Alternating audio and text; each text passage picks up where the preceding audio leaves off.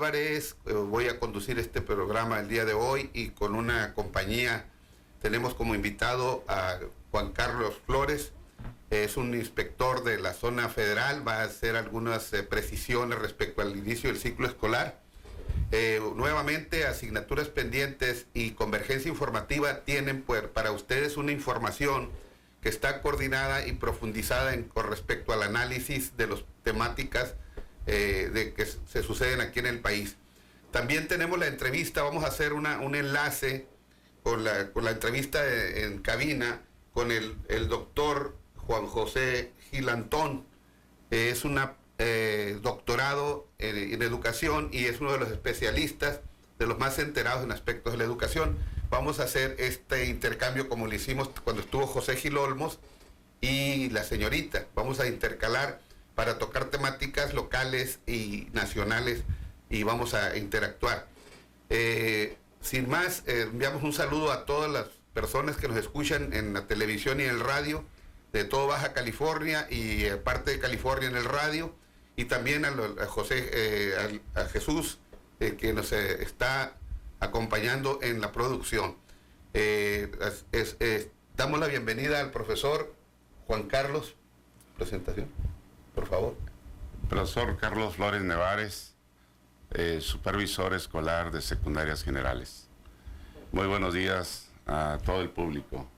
Bueno, maestro, vamos a tener ahorita, la vez pasada tocábamos nosotros el aspecto de las becas y nos hemos metido en este aspecto de la educación como una problemática que ha surgido en los procesos de privatización, como las reformas estructurales que ha implementado Enrique Peña Nieto. Ustedes, tú, porque somos amigos y porque los conocemos, y quería, voy a tutear. Mira, profe, por ejemplo, ¿cómo ves la situación concreta en la cuestión de tu trabajo? Porque tú tienes a tu cargo varias escuelas, tengo entendido. ¿Cuál es la situación? ¿Cómo se expresa concretamente en términos de carencias? ¿Qué es la reforma o qué es en aspecto práctico? Porque tienes el contacto directo. Adelante. Bien, en ese marco de la reforma educativa aplicada en el estado de Baja California, tenemos datos y un ambiente no muy propio para el desarrollo del tema educativo. En primer término, ¿por qué? Porque encuadrado en ese marco jurídico, iniciamos un ciclo escolar, por ejemplo, el actual 2015-2016, con una serie de cuestiones que afectan directamente la atención de los jóvenes de secundaria. Por ejemplo, la zona escolar 6 comprende 11 escuelas secundarias y de ellas 7 tienen una serie de carencias que son las que resultan programadas como prioritarias en el marco de ese servicio. ¿Y cuáles son fundamentalmente esas carencias, las más sentidas? Las primeras son de tipo de recursos humanos en cuanto a los docentes. Todavía el inicio del día 17, formalmente como lo establece el calendario oficial, no tenemos las plantillas completas en las escuelas. Todavía ya el día 24, el lunes 24, que iniciamos formalmente con los alumnos, seguía en toda esta semana. ¿Y a quién le corresponde eso, profesor? Perdón. ¿A quién le corresponde? Directamente el Instituto de Servicios Educativos es el que debe. Es la parte gubernamental. La parte oficial, que en ella estamos incluidos, pero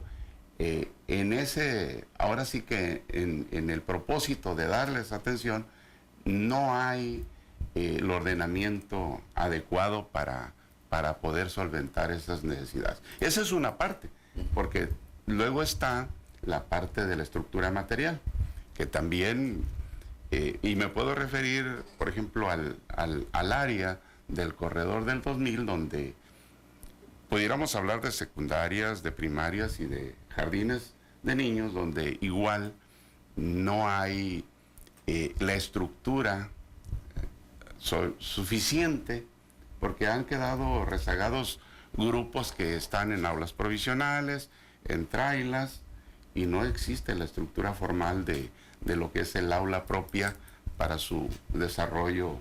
Entonces está muy distante de resolverse el problema educativo en Baja California y concretamente en Tijuana, porque estás hablando de una de las zonas que ha crecido con mayor crecimiento en el área, pues, que es la zona este, y que ahí se ven las carencias, o sea, y los cupos, todo eso no está satisfecho, ¿o sí está?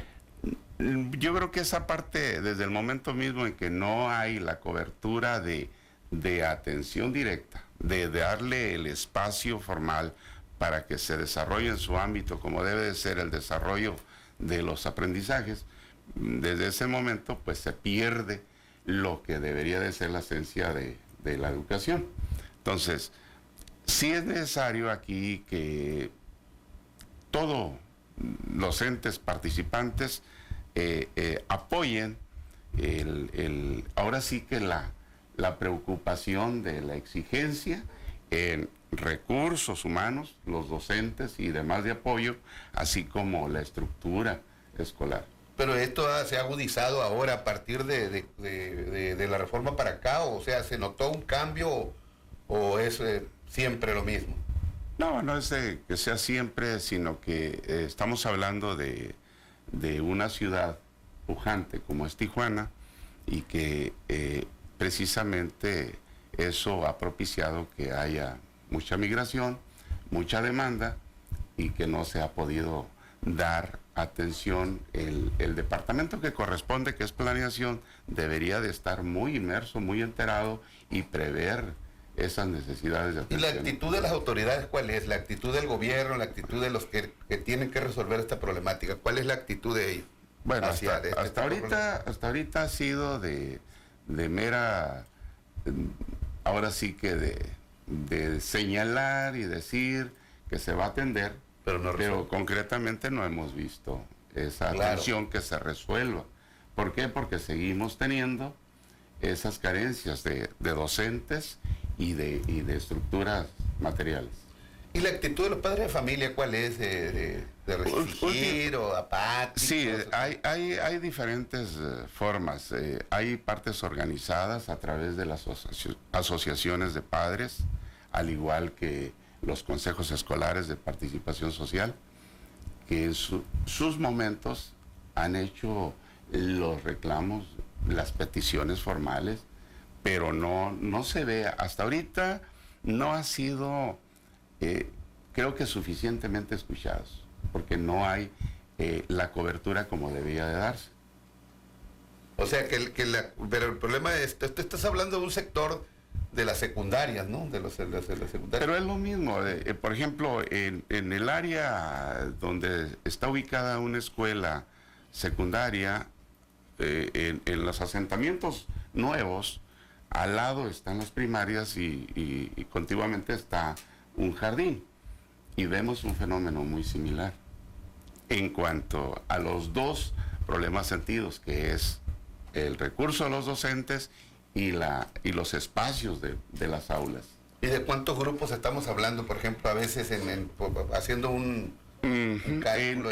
En mis escuelas estamos hablando de ahorita, el inicio, la semana pasada, tuvimos 43 grupos sin atención. Ah, caray, 43 grupos. De 200, un promedio de casi 250. Esos grupos no fueron atendidos porque son escuelas donde no tenían los docentes suficientes, tampoco los espacios. Ya se ha hecho el reporte, incluso por escrito, acerca de esa situación donde estamos incluyendo grupos nuevos, pero también los que ya estaban desde ciclos escolares anteriores. Entonces, planeación, yo me refiero específicamente a ese departamento porque tienen los datos suficientes estadísticamente para poder prever esa situación. Y a la fecha, esperemos que a partir del día lunes, según la información que tenemos, estarían atendiéndose. Quizás el recurso docente se regularice en esta semana siguiente. ¿Y que a ustedes cómo les ha afectado la cuestión ahorita de las reformas que están planteando? O sea, ¿han sentido alguna presión o cómo está la cuestión de la carga, el sentimiento de los maestros, de la base, cómo se sienten, seguros o inseguros en su trabajo? Lo que alcanzamos a percibir en el cuerpo docente es inquietud, sobre todo esa parte de preocupación que implica no desconocimiento, sino la rigidez en que se estructuró una reforma educativa que en el fondo no es tal, sino laboral, porque lo que vemos es el contenido de la reforma debió haber sido en los términos puntuales académicos, de los contenidos de aprendizaje, de la atención a la estructura, tanto de recursos humanos como materiales, para poder afrontar el hecho educativo con verdaderas intenciones de la mejora. O sea que la reforma educativa no es realmente una reforma educativa. En términos actuales, y lo podemos observar no nada más en el estado de Baja California, hay informaciones de distintos lugares del país donde esta reforma pareciera que hay más incertidumbre y desconocimiento de cómo afrontar el problema educativo. Que si reconocemos el rezago, cierto, pero y luego entonces cómo la política educativa del Estado no se centra en atender esa parte que es la más sentida. Entonces, creo que aquí, en primera instancia, el gobierno federal con su política educativa debe haber sido mucho más clara y precisa para poder solventarla. Ya, mira, vamos a irnos una pausa y vamos a regresar adelante con la pausa.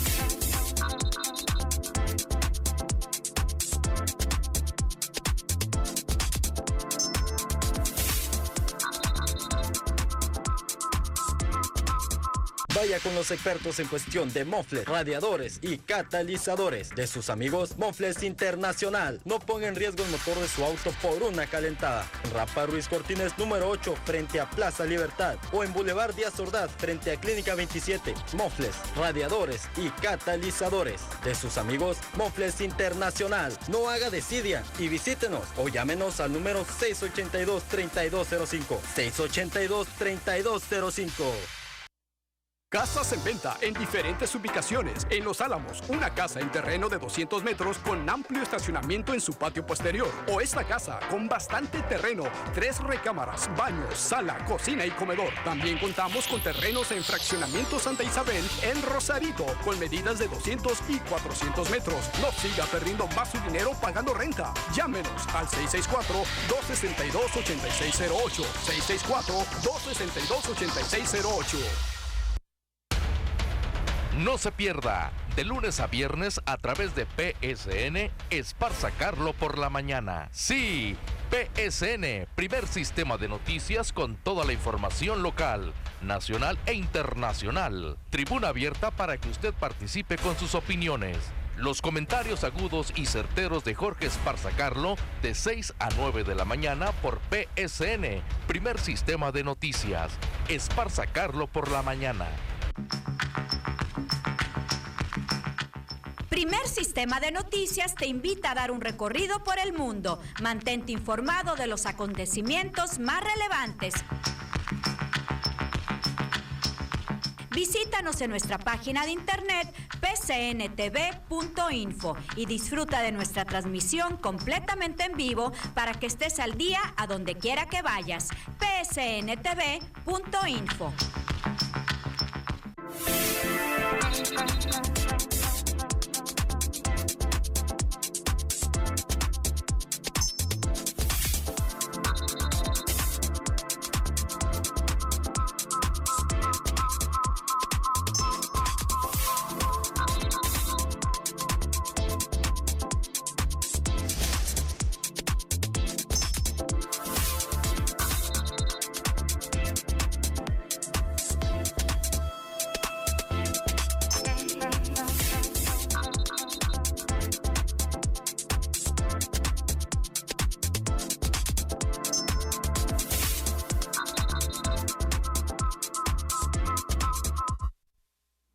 Bueno, estamos en el aire nuevamente aquí, Convergencia Informativa y Asignaturas Pendientes. Ya tenemos el enlace con México, con el doctor José Gil Antón. Buenos días, doctor. Adelante, le saluda Armando Avilés, de aquí de Convergencia Informativa y Asignaturas Pendientes. Estamos en otro espacio y acuerde que lo entrevistamos en la tarde, más tarde. Pero con el mismo afecto y con la misma alegría lo saludamos y le damos la bienvenida. Aquí está acompañándome Carlos Flores, un inspector, o como le llaman acá, supervisores, que también va a participar en la conferencia. Adelante, maestro. ¿Qué nos podría decir, por ejemplo, sobre el enroque que está haciendo Peña Nieto con respecto a la Secretaría de Educación Pública? Bueno, Armando, ¿qué tal? Saludo a todos, saludos a Carlos. Me parece que hay una dimensión que creo que es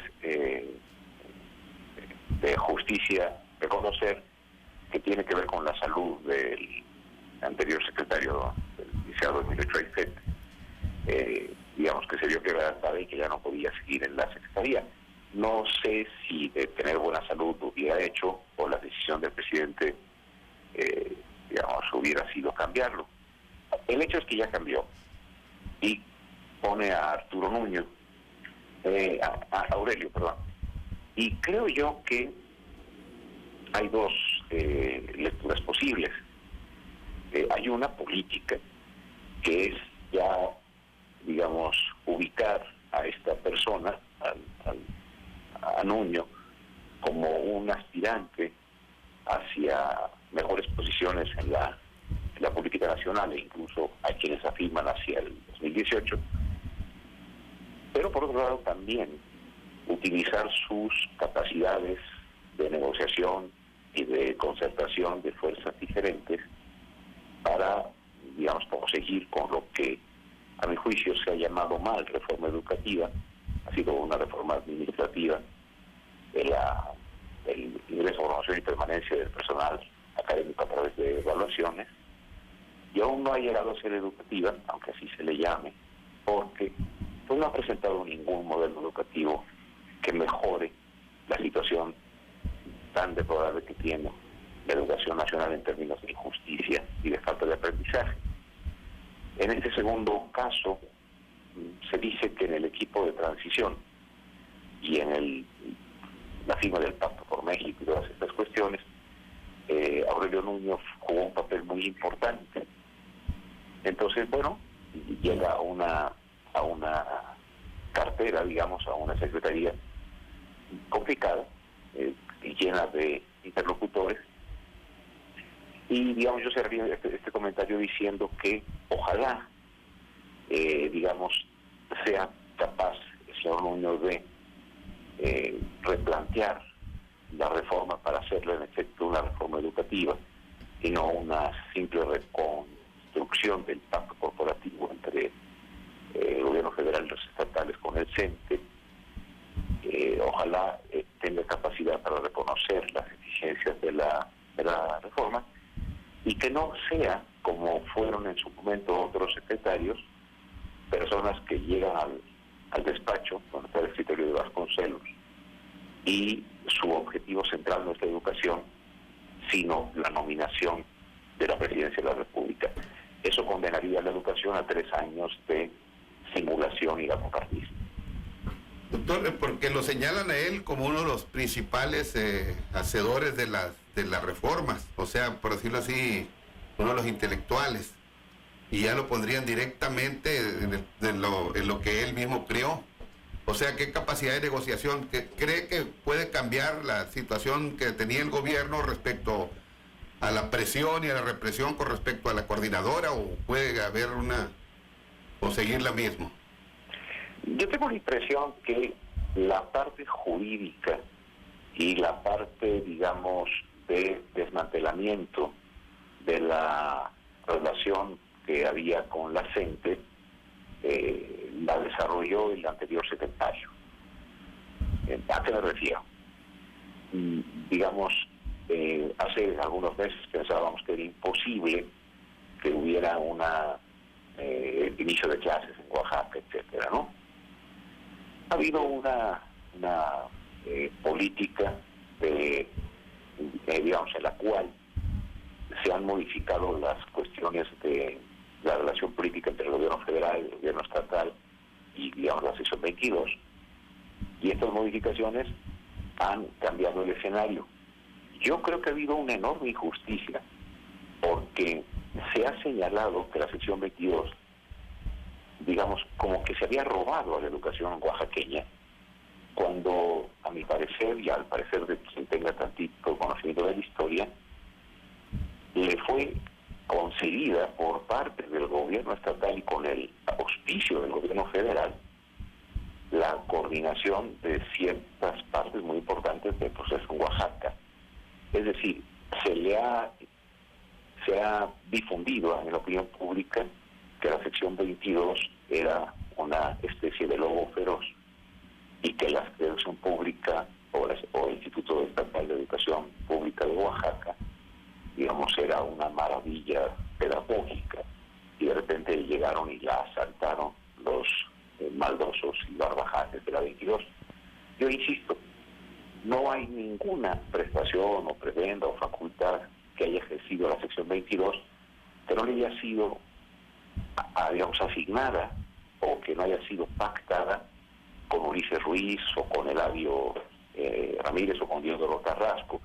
Es decir, se ha modificado la relación con la 22 y con la CENTE, en efecto, pero no reconociendo la corresponsabilidad que tienen los gobiernos en esto, sino, digamos, haciendo de estas organizaciones el demonio. Ya veremos cómo, a pesar de que el tiempo ha cambiado, la mejoría educativa no se va a dar por ello. La reforma educativa no ha empezado. La reforma educativa es apenas una cuestión que se difunde en la prensa, ahora en los aberrantes comerciales del presidente, diciendo que esta segunda parte del sexenio le va a echar más ganas y con más fuerza. Y a mí me parecen aberrantes. ¿Por qué? Porque se abusa del poder de los medios para hacer suponer que una reforma que transforme el acceso de los mexicanos al conocimiento ya ocurrió, cuando lo que ocurrió fue un nuevo arreglo político entre los gobiernos y los sindicatos. Por ejemplo, en el caso de la reforma esta mal llamada reforma educativa, que fue una reforma laboral, y que el gobierno la ha manejado como la madre de todas las reformas, así igual que la energética. ¿Qué opinión le merece, por ejemplo, a usted esta situación de quiebre o de hacer aguas, porque el gobierno a su tercer año de avance no tiene ningún resultado, son resultados desastrosos en todo el país? Entonces, ¿cuál es la situación real? Así que por ejemplo, en el caso ahí, porque ya ves que ustedes ahí es la capital política del país y es donde más o menos se cocinan las cuestiones a nivel nacional. ¿Cuál es el estado de ánimo ahí sobre todo de la coordinadora, de la gente? Bueno, sería muy arriesgado a mi parte, digamos,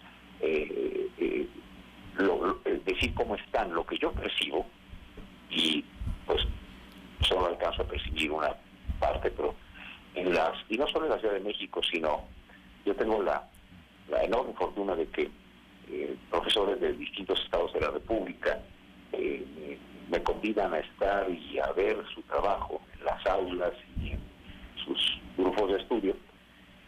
Yo lo que percibo es una actitud de miedo. Se presume que cientos de miles han ido a la evaluación, pero pues la victoria no es argumento, porque si no van a la evaluación, pierden su empleo, ¿no? Yo creo que, como lo dijo muy bien un profesor de una escuela normal en uno de los estados, y perdónenme no decir exactamente en cuál, para evitarle consecuencias a él, porque están bastante fuertes las represiones en los estados, dijo, lo que es importante que se sepa es que los profesores de esta entidad sí estamos de acuerdo con la evaluación, sí queremos una evaluación y una evaluación exigente. Lo que no queremos es una evaluación que hagan personas que nunca han estado en un aula y que consideran que se puede observar el desempeño docente a través de exámenes de opción múltiple o de subir a la página del INE con su registro algunos testimonios de su trabajo. El sistema de evaluación no está siendo idóneo. Entonces, me parece que hay temor, incertidumbre, ya empieza a haber consecuencias terribles como el que el primer objetivo del nuevo plan de estudios en las normales, que todavía no aparece, pero ya tiene objetivos, es preparar profesores idóneos, es decir, profesores que pasen el examen del INE. Eso es verdaderamente grave, porque en vez de que en las normales se desarrolle un pensamiento pedagógico y una práctica pedagógica, el currículum se va a ajustar para que se consideren idóneos por parte de un examen. Cuando enlace tuvo tanta fuerza, el currículum nacional se convirtió en pasar enlace. El currículum mundial se ha convertido en salir bien en PISA. No es una tragedia que ahora el plan de estudio de las escuelas normales se ajuste a pasar un examen en vez de a profundizar en el conocimiento de las opciones para generar ambientes de aprendizaje en la diversidad del país. Maestro, le vamos a pedir por favor que nos espere, vamos a ir a una pausa y regresamos con usted, por favor. Con todo gusto. Gracias.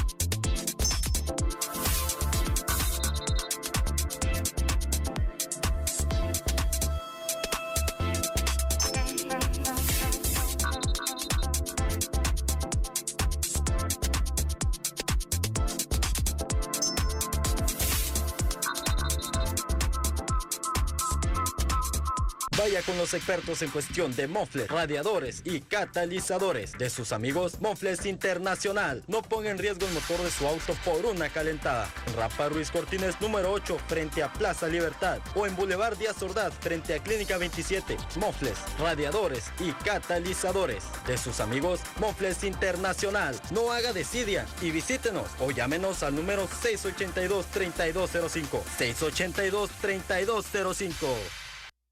Casas en venta en diferentes ubicaciones. En Los Álamos, una casa en terreno de 200 metros con amplio estacionamiento en su patio posterior. O esta casa con bastante terreno, 3 recámaras, baños, sala, cocina y comedor. También contamos con terrenos en Fraccionamiento Santa Isabel en Rosarito, con medidas de 200 y 400 metros. No siga perdiendo más su dinero pagando renta. Llámenos al 664-262-8608. 664-262-8608. Lo invitamos para que esté bien informado a través de las distintas ediciones de su noticiero Al Día. Todas las noticias que a usted le interesan de lunes a viernes a las 2 de la tarde con Alfonso Valdivia, a las 5 con Katy Guerrero y a las 9 de la noche con Claudia Wilkins. Información local, nacional e internacional de último momento. Manténgase al día con la barra de noticias de PSN, primer sistema de noticias. Primer Sistema de Noticias te invita a dar un recorrido por el mundo. Mantente informado de los acontecimientos más relevantes. Visítanos en nuestra página de internet pcntv.info y disfruta de nuestra transmisión completamente en vivo para que estés al día a donde quiera que vayas. pcntv.info.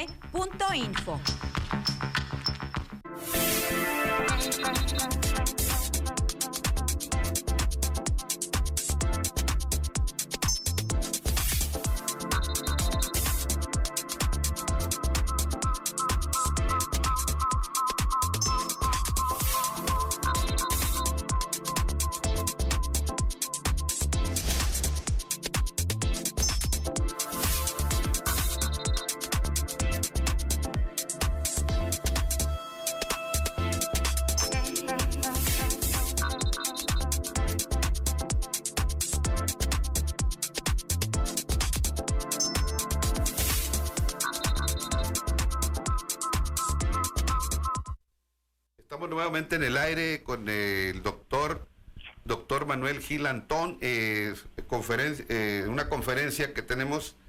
Doctor, bueno.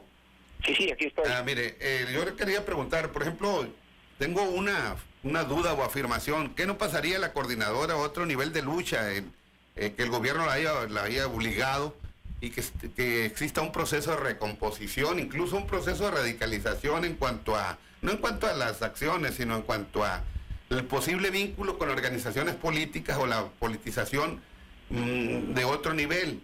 La otra pregunta también sería que el por qué no se hace una evaluación en las escuelas privadas, porque tengo entendido que en las escuelas privadas no hay evaluación como está aplicando al CENTE o a la CENTE.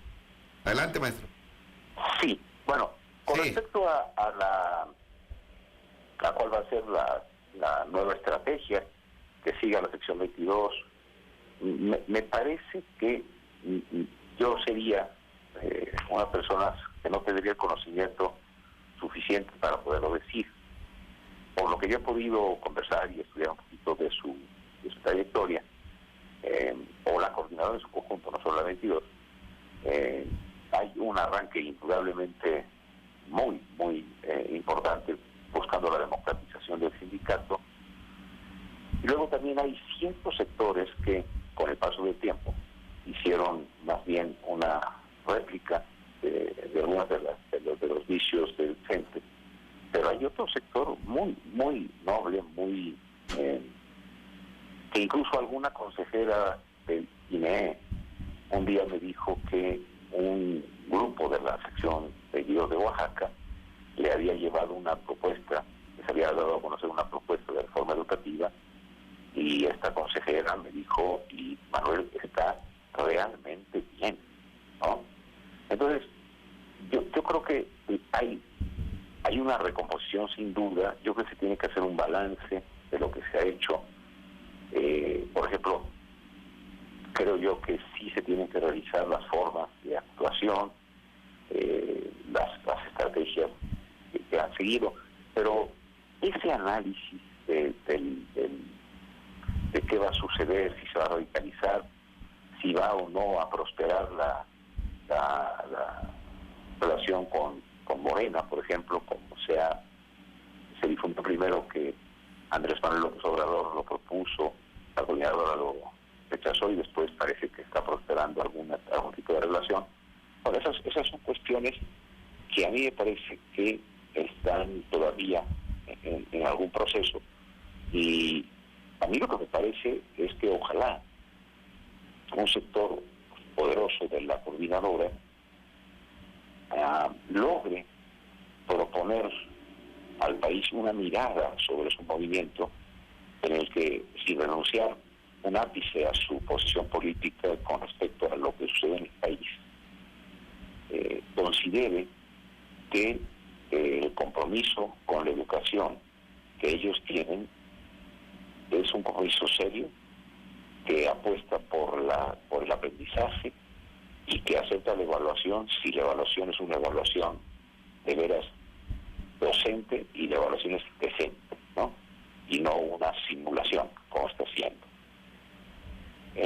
Con respecto a las escuelas privadas, yo entiendo, pero no estoy seguro ahora ante la pregunta, que también los profesores de las escuelas privadas tendrán que ser evaluados. Ahora, hasta el momento no ha ocurrido así.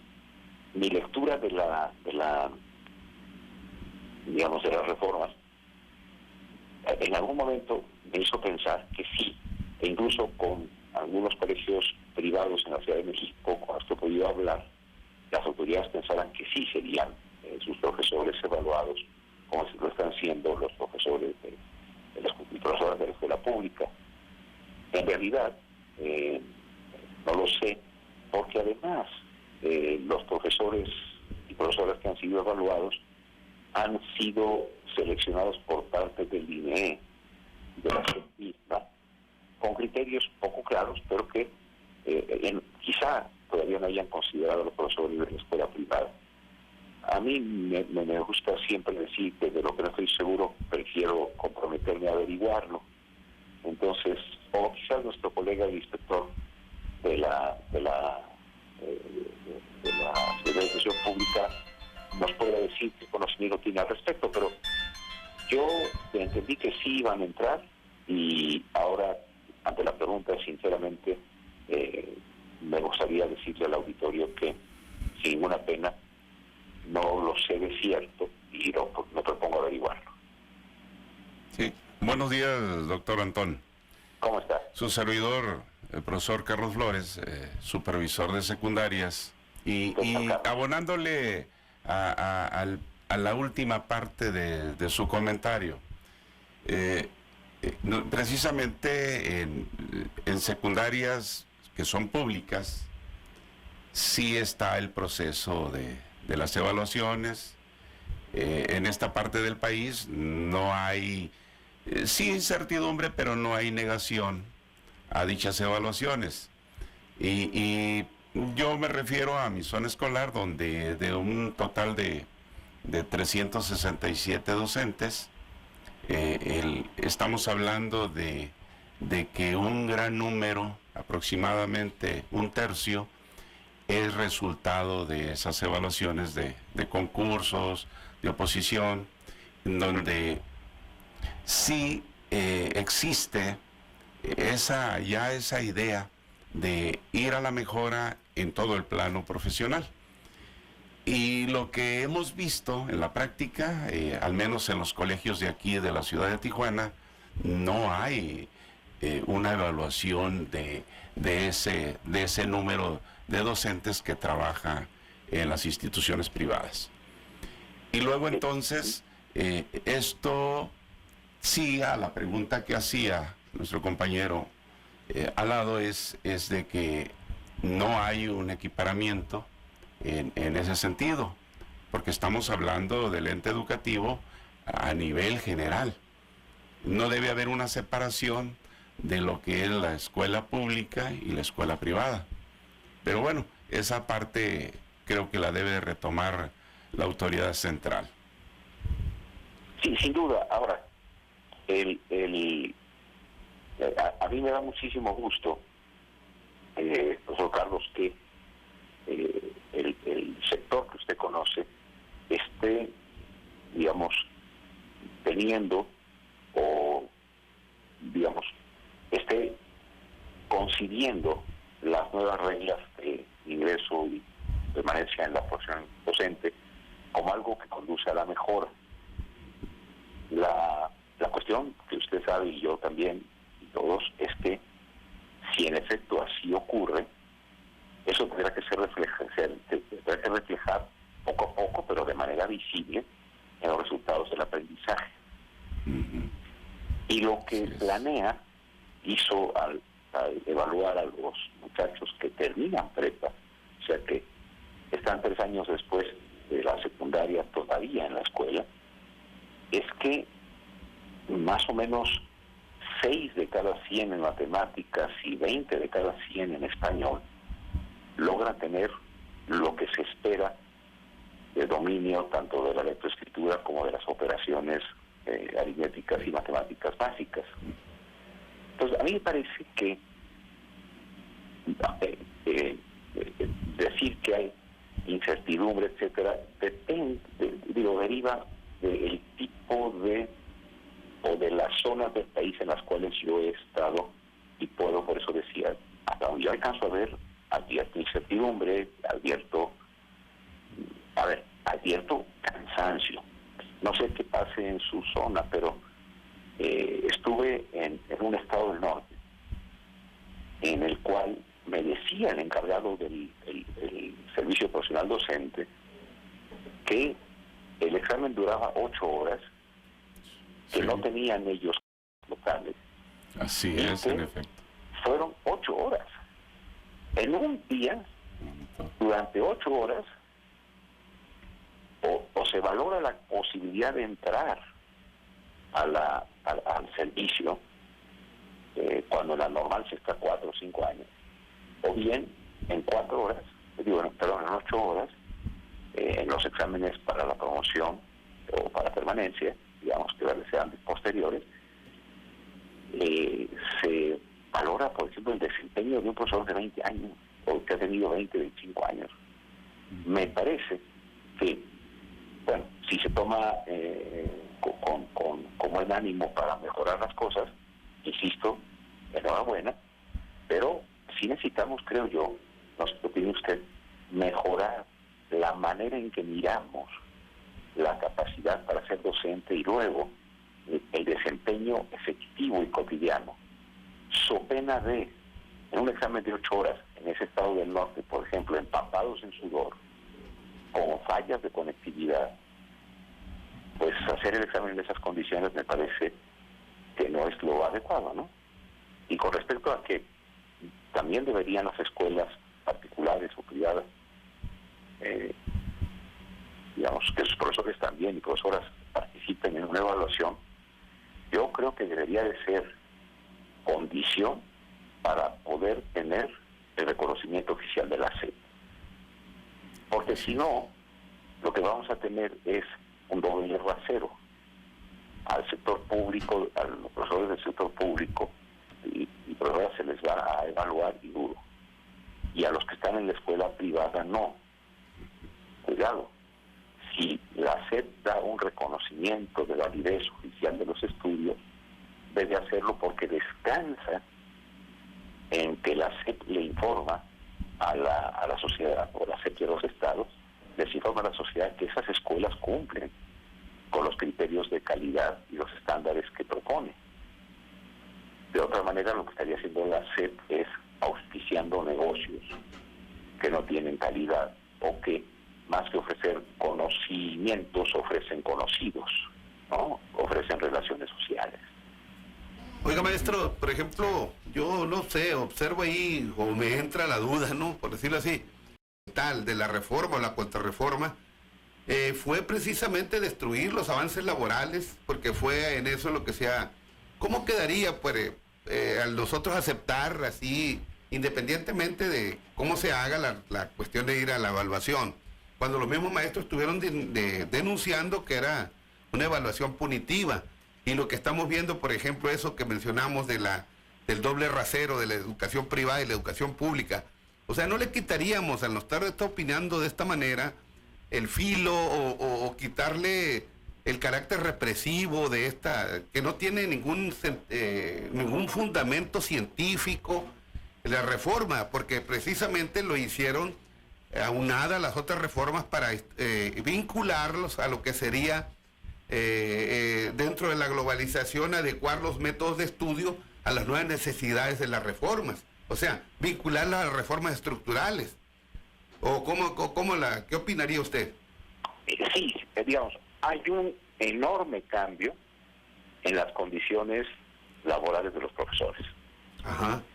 Eso se hace desde una modificación constitucional que en su momento pasó inadvertida. Y yo creo que es un asunto que tenemos que pensar y que tenemos que, digamos, mencionar muchas veces. Se dice que se reforma el artículo 3º, pero también se reforma el 73. Y el artículo 73 de la Constitución está dedicado a señalar cuáles son las facultades exclusivas del Congreso de la Unión. Y bueno, del Congreso. O de la Cámara de Diputados, perdón, no lo preciso, pero bueno, tiene que ver con el Congreso Nacional, ¿no? El Congreso Federal. Entonces, se atribuye en el artículo 73 al Congreso la facultad exclusiva de determinar cómo se ingresa, permanece o se sale del sistema educativo mexicano como profesor o profesora. ¿Esto qué quiere decir? Ahora tenemos el apartado A en el 123, que es para los trabajadores de la industria y de las industrias privadas, empresas privadas. El apartado B, que está diseñado para los trabajadores al servicio del Estado. Y tenemos un sistema o modelo de regulación digamos, del oficio o de la profesión docente que está constitucionalmente por fuera o en contradicción con el artículo 123 del trabajo. Entonces, yo creo que no debemos negar que lo que ha habido ahí es una modificación de las formas de relación laboral que existían. Por ejemplo, para el ingreso bastaba estar titulado para tener una plaza, porque la cuestión de la venta y las herencias de las plazas siempre estuvieron coordinadas por la autoridad. No es cierto que sean una cuestión que el sindicato hizo solito, ¿no? Sí, digamos, el mercado de plazas y el reconocimiento que hacía Hacienda de estas plazas siempre fue, digamos, en una mancuerna. Pero, digamos, volviendo a la pregunta, en efecto, esto cambió. Ahora, ante este hecho hay, a mi juicio, dos dimensiones. Una es señalar que esta atribución que se da al Congreso para regir los procesos de ingreso, formación y permanencia de los profesores y profesoras en México genera un régimen de excepción que debe ser revisado, que debe ser incluso no solo revisado, sino tiene que ser, a mi juicio, reformado. Pero la reforma tiene que reformar eso, porque está generando, a mi juicio, un régimen de excepción para 1.500.000 trabajadores. Ahora, en lo que eso se logra, porque implicaría reformar la reforma, ¿no? Y para ello se necesitaría el acuerdo de diputados, etcétera. Mientras eso ocurre, creo yo que la evaluación que se está realizando es una evaluación que en su caso podría mejorar mucho en tanto se logra una nueva manera que garantice a la sociedad los mejores profesores, profesoras, que garantice a los niños las mejores escuelas y que también tome en cuenta los programas de estudio, la articulación entre programas de estudio, formación inicial, formación en el servicio, materiales didácticos, etcétera. Todo eso implicaría una reforma educativa. No se ha hecho, pero también es verdad que ante el cambio en la Constitución y la obligatoriedad de la evaluación, el profesor que no o profesora que no acepte esto, que no entre a este tipo de procedimientos, digamos, se encuentra en problemas. Y creo que el camino de la oposición a esta medida y, digamos, una especie de renuncia de todo el magisterio. Maestro, nos volvió otra vez a cuchillar el tiempo, disculpe, pero nos agarramos, nos quedamos ahora sí con otra vez y le vamos a agradecer profundamente el habernos concedido esta entrevista y estamos esperemos que la próxima vernos otra vez. Sí, muchísimas gracias y creo que son temas que hay que seguir discutiendo. En esto nadie tiene la última palabra. Ándale, gracias. Muy saludos, amable. doctor Atún. Hasta luego, Carlos, que estés bien. Adiós. Adiós. Bueno, pues Nos agarraron otra vez Sí. rápido, el tiempo se fue y parece que tenemos que despedirnos. Armando Avilés le agradece. Profesor Carlos Flores.